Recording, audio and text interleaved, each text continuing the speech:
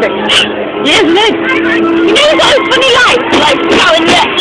If you get one for like Superman. Superman?